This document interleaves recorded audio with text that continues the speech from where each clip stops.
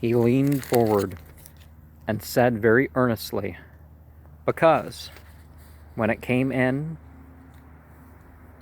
it had all the appearance of being completely preserved, as if by some natural embalming process. It wasn't. It was frozen. It began to thaw out that night. And there were certain things about it that indicated that Father Piergard hadn't been dead the 3 centuries history said he had. The body began to go to pieces in a dozen ways, but not crumbling into dust. Nothing like that. Gardner estimated that he hadn't been dead over 5 years. Where had he been in the meantime? He was quite sincere. I would not at first have believed it, but there was a certain disquieting earnestness about Laird that forbade any levity on my part.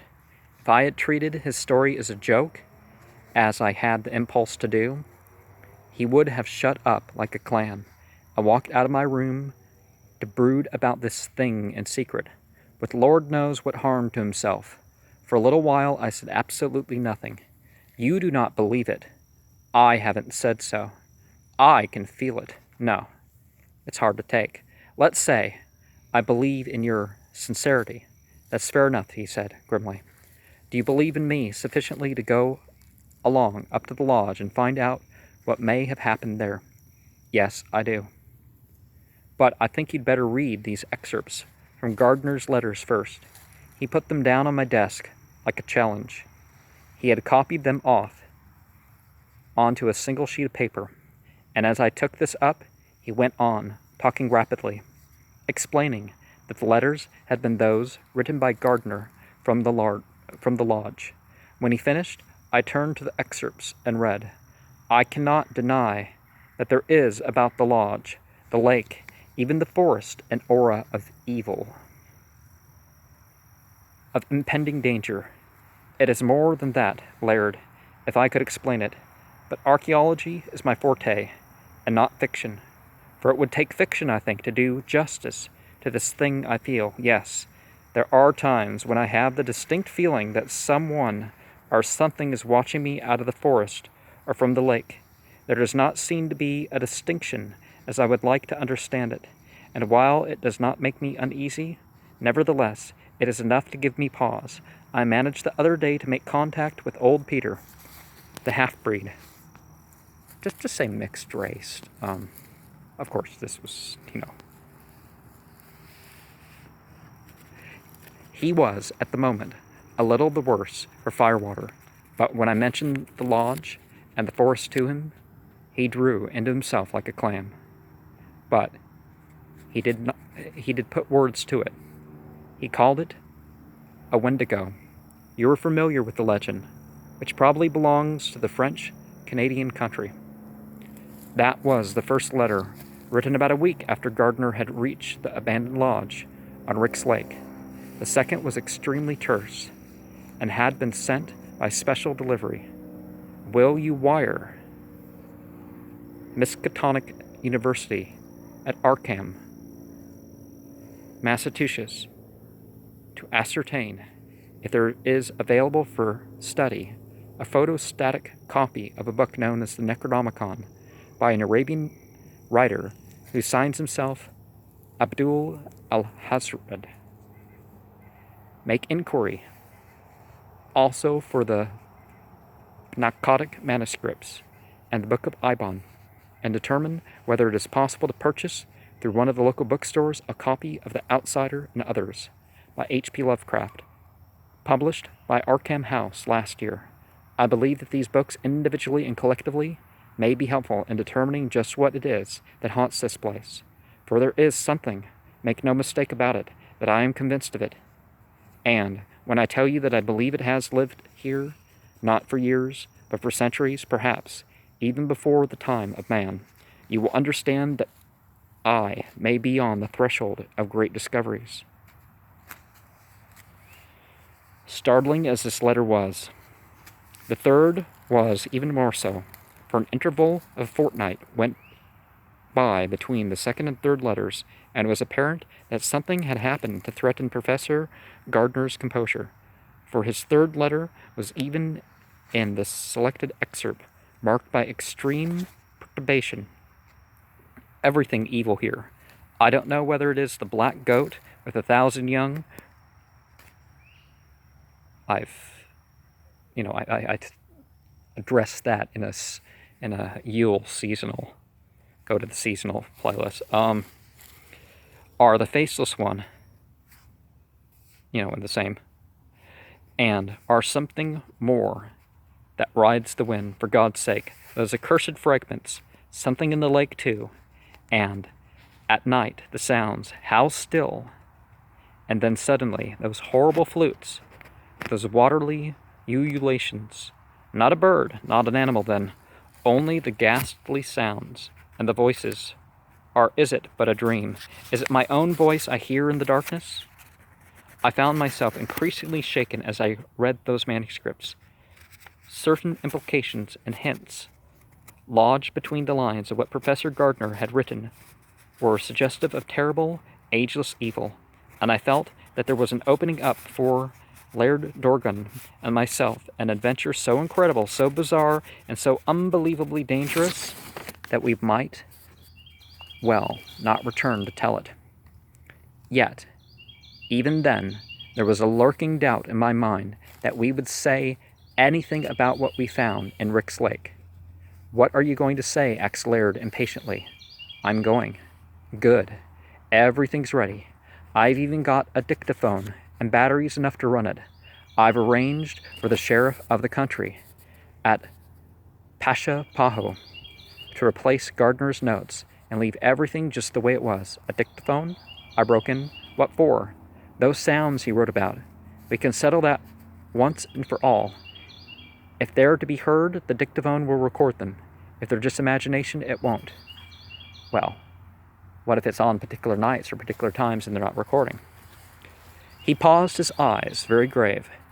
Jack, we may not come out of this thing. I know. I did not say so because I knew that Laird, too, felt the same way. I did, that we were going like two dwarfed Davids to face an adversary greater than any Goliath, an adversary invisible and unknown, who bore no name and was shrouded in legend and fear, like Ilu-Limnu. A dweller, not of the darkness, of the wood, but in that greater darkness which the mind of man has sought to explore since his dawn. Sheriff Cohen was at the lodge when we arrived. Old Peter was with him. The sheriff was a tall, saturnine individual, clearly of Yankee stock, though representing the fourth generation of his family in the area. He spoke with a twang which, doubtless, had persisted from generation to generation. The half-breed was a dark-skinned, ill-kempt fellow. He had a way of saying little, and from time to time grinned or snickered at some secret joke. Mulatto? It's probably what they mean. Most people we call black in this country are casties or mesties.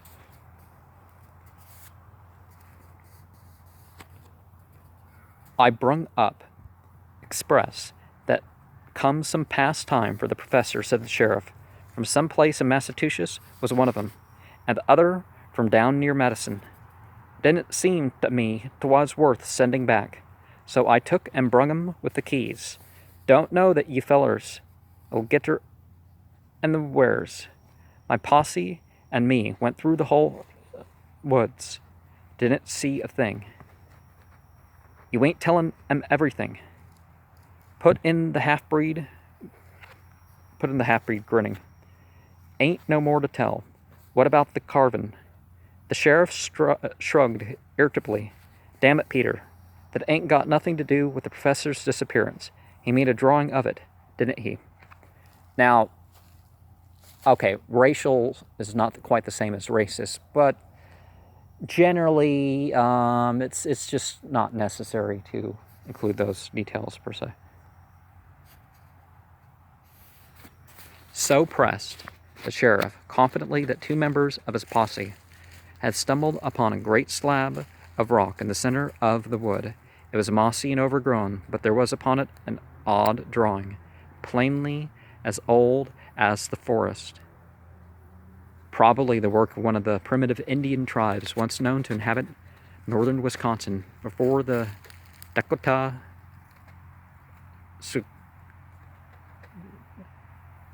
Sioux and the Winnebago.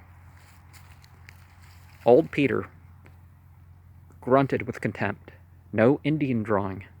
The sheriff took this off and went on. The drawing represented some kind of creature, but no one could tell what it was. It was certainly not a man, but on the other hand, it did not seem to be hairy like a beast. Moreover, the unknown artist had forgotten to put in a face. And besides, there was 2 things, said the half-breed. Don't pay attention to him, said the sheriff then. What 2 things? Demanded Laird. Just things, replied the half-breed, snickering. Heh, heh, ain't no other way to tell it.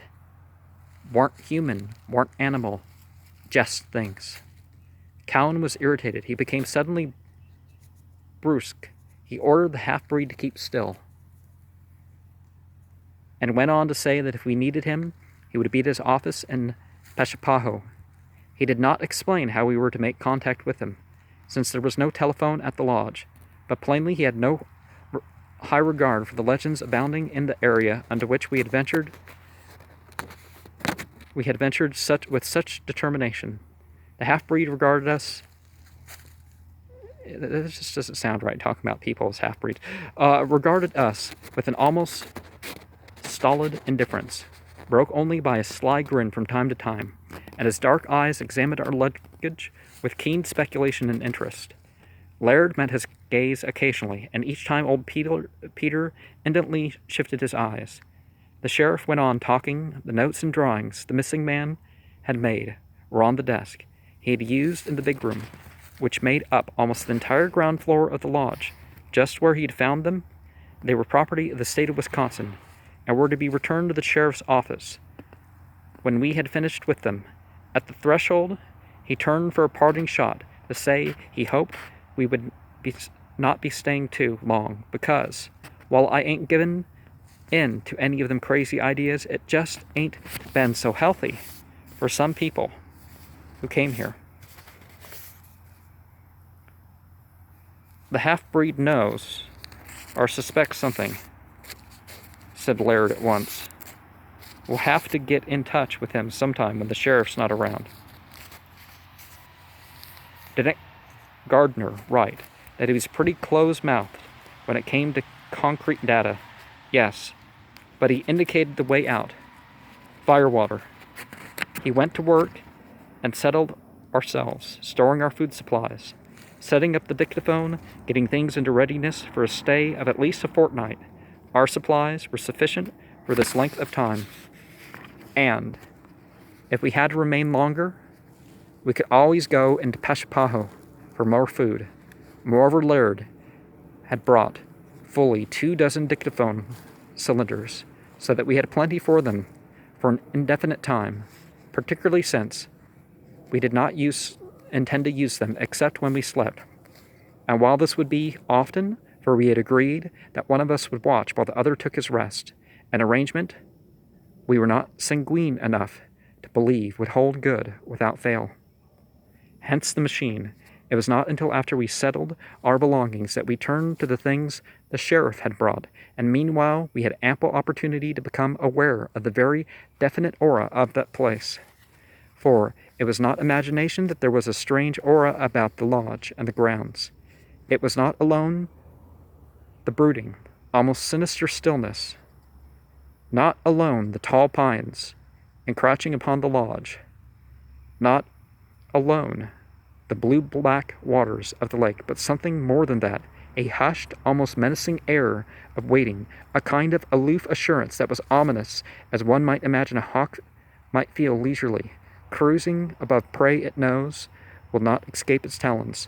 Nor was this a fleeting impression, for it was obvious almost at once, and it grew with sure steadiness throughout the hour or so that we worked there.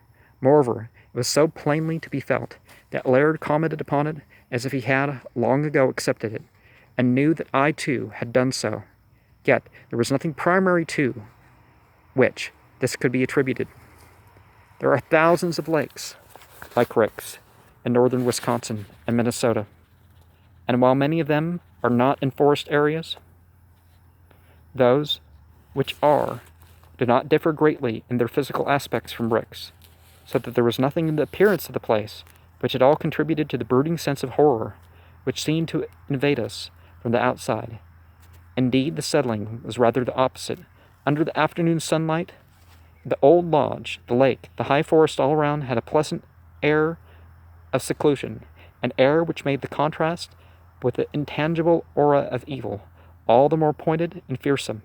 The fragrance of the pines, together with the freshness of the water, served also to emphasize the intangible mood of menace. Pine is a Saturn plant. Saturn of Earth, I think. We turned at last to the material left on Professor Gardner's desk. The express packages contained, as expected, a copy of The Outsider and Others by H.P. Lovecraft, shipped by the publishers, and photostatic copies of the manuscript and printed pages taken from text, and Ludwig Prinz de Vermis Mysteries, apparently sent to supplement the earlier data, dispatched to the professor by the librarian of Miskatonic University. 4. We found among the material brought back by the sheriff certain pages from the Necronomicon, in the translation by Olaus Wormius, and likewise from the Coptic manuscripts. But it was not these pages, which for the most part were unintelligible to us, which held our attention. It was the fragmentary notes left by Professor Gardner. It was quite evident that he had not the time to do more than put down such questions and thoughts as occurred to him, and while there was little assimilation manifest, yet there was about what he had written a certain terrible suggestiveness which grew to colossal proportions as everything he had not put down became obvious. Is the slab only an ancient ruin, a marker similar to a tomb, or a focal point for him? If the latter, from outside, or from beneath, and be nothing to show that the thing has been disturbed, are Thulhut in Rick's Lake, subterrene passage to Superior and the sea via St. Lawrence. Except for the aviator's story, nothing to show that the thing has anything to do with water. Probably not one of the water binks. Hastur, but manifestations do not seem to have been of air beings either. Yog Sothoth of earth, certainly, but he is not the dweller in the darkness, and the thing, whatever it is, must be of the earth entities. Even though it travels in time and space, it could possibly be more than one, of which only the earth is being occasionally visible. Ithaqua, perhaps, dweller in the darkness, could he be the same as the blind, faceless one? Could be truly said to be dwelling in darkness? Nyar Lathotep, or Shub Niggurath. Of what fire? There must be an entity here too, but no mention, and presumably, if the earth and water beings oppose those of air, then they must oppose those of fire as well. Yet, there is evidence here there to show that there is more constant struggle between air and water beings than between those of earth and air. Abdul al-Hazred is damnably obscure in places. There is no clue as to the identity of Thuga in that terrible footnote. Pardier says, I am on the wrong track. I am not convinced. Whoever it is that plays the music in the night is a master of hellish cadence and rhythm, and yes, of cacophony. See, of beers and chambers. That was all. What incredible gibberish, I exclaimed, and yet, I knew instinctively that it was not gibberish. Strange things had happened here. Things which demanded an explanation, which was not terrestrial, and here, in Gardner's handwriting, was evidence to show that he had not only arrived at the same conclusion, but passed it. However it might sound, Gardner had written it in all seriousness, and clearly for his own use alone, since only the vaguest and most suggestive outlines seemed apparent. Moreover, the notes had a startling effect on Laird. He had gone quite pale, and now stood looking down, as if he could not believe what he had seen. "What is it?" I asked. "Jack, he was in contact with Partier. He does not register," I answered, but even as I spoke I remembered the hush-hush that had attended the severing of old Professor Partier's connection with the University of Wisconsin. It had been given out to the press that the old man had been somewhat too liberal in his lectures in anthropology. That is, he had communistic leanings, which everyone who knew Partier realized was far from the facts. But he had said strange things in his lectures. He had talked of horrible, forbidden matters, and it had been thought best to let him out quietly. Unfortunately, Partier went out, trumpeting in his contemptuous manner, and it had been difficult to hush the matter up satisfactorily.